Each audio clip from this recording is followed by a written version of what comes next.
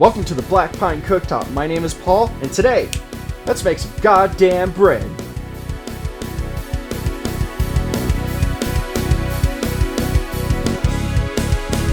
So bread is actually easier than you think it is. If I could figure it out, you certainly can. And all it is really an exercise in patience. I know a lot of people these days don't have a ton of patience, but just take it easy, relax, and I'm sure you'll get through it and have amazing results. Even the bread that I produced was way better than any of that supermarket stuff you can get. Just toss that stuff in the garbage, really. So, it takes a little bit of time, but I swear to God, it's easy. Instead of a recipe for this video, I've included a recipe calculator, which I think is a little bit easier. All it is in an Excel spreadsheet that if you put the inputs on, you spit out a recipe on the outputs. I think it's fairly easy to use, and if you're not too familiar with Excel, just look up some YouTube videos and I'm sure you'll get it going nice and easy. So let's get started. Let's make some bread. So to start this process, you're going to start making a poolish. What a poolish is a pre-ferment. That's not just a funny word to say. It's actually half water, half flour, and a little bit of yeast. You let this sit out overnight and develops a nice fermented flavor that really brings together your bread. And just stir it all around and let it sit out overnight, covered with a damp paper towel. And you'll notice everything is covered with the damp paper towel here. So the next morning, you're blessed with this, and it smells kind of fermented and alive, and it looks kind of gross, but this is exactly what you want to see. We're going to add this into the actual dough right now. And so we're going to mix together the rest of the dough, and to do that, we're going to use 390 grams of flour, 210 grams of warm water, and the rest of that poolish. We will be adding yeast and seasonings to this a little bit later on. And you're going to mix this together in a nice big bowl. You can do this by hand, or you can do this with a mechanical mixer. And what I've done is I've gotten a KitchenAid, and boy, that was such an awesome buy. So this is my KitchenAid right here. I got it refurbished for like $200 and some odd. I don't remember what the exact price was, but it was a godsend, quite honestly. So get your dough hook, and if you decide to mix this by hand, you totally can, but I don't prefer it. Plug in your dough mixer and lock it in place and get it going. I don't know who this frickin' nerd is. Anyways, so let it slap around the bowl for a little while. I mix around for about almost 20 minutes, and it takes a really long time. But first, what you just mixed into that bowl, you're going to let it rest after a little bit. Just let it come together and then let it rest. After you've done that, you're going to add all your seasonings. I use some salt, some yeast, and Italian seasoning with a little bit of fennel seed. And it really gives a nice herbal quality to the bread that I rather enjoy. I do this for my pizza doughs as well. So this is just me like testing everything out and running it. I think, like I said, it took about 30 minutes for this to all come together. And in the end, you want it to come together as a smooth, cohesive dough.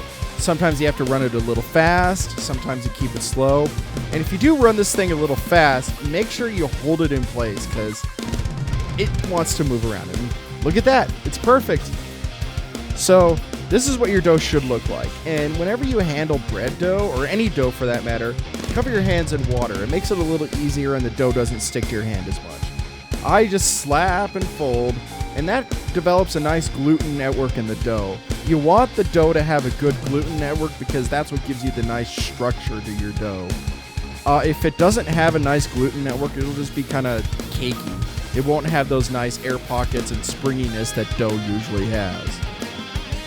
So you're going to set this aside and cover it with a damp paper towel for 90 minutes.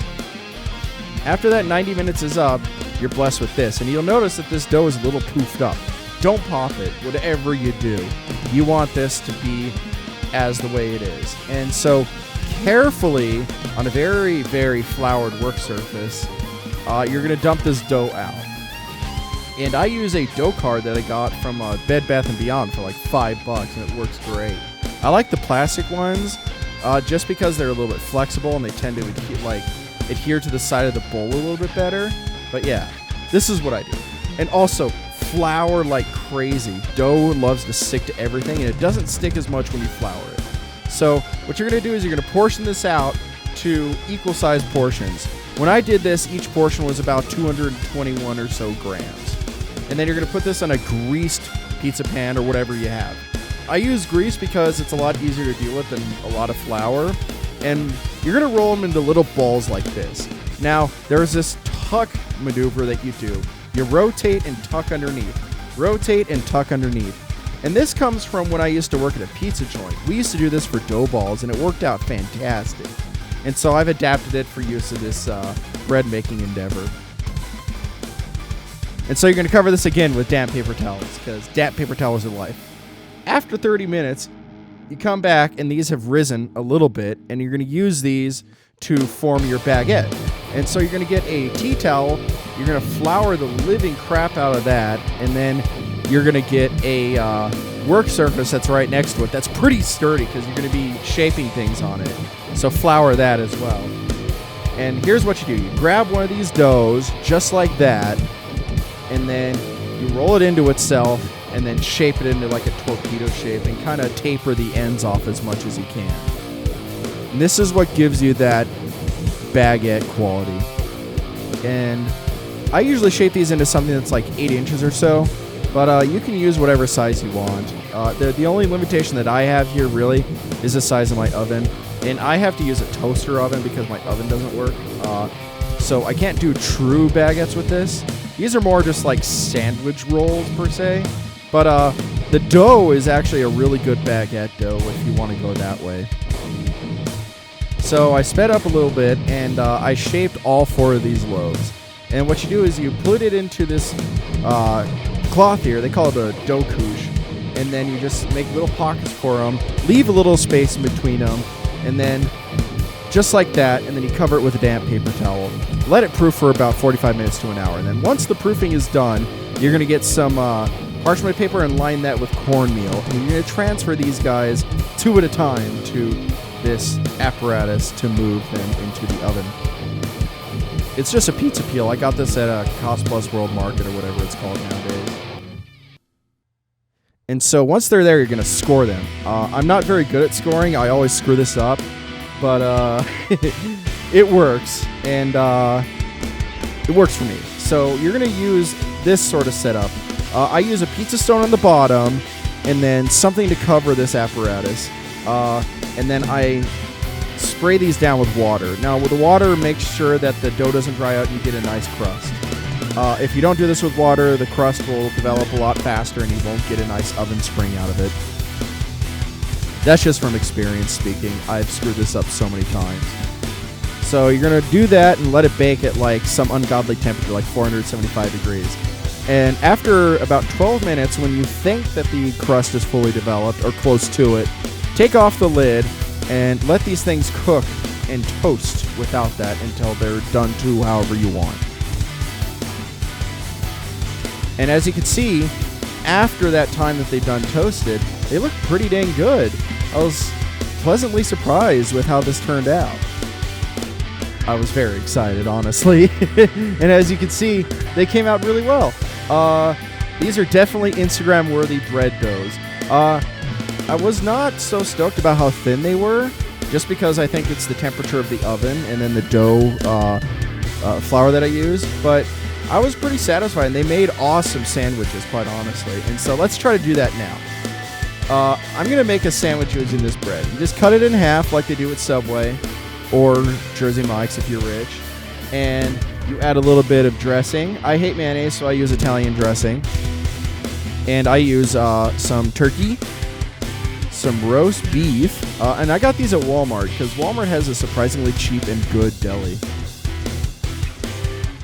And I rather enjoy this sandwich. It always works well. I use spring mix as my lettuce. And you just lightly wash it as much as you can. Some cherry tomatoes, because cherry tomatoes are delicious. If you have homegrown tomatoes, that's way better, honestly. Some basil. Same thing with the basil. If you have homegrown basil, that's better. And these pickle chips that I can't read the name of, but they're really good. You can find them at Walmart. And then this Italian seasoning. This is a secret weapon I've used in previous videos. It's just cheap and it's really, really good. Now you just close this all together and form a sandwich as much as you possibly can.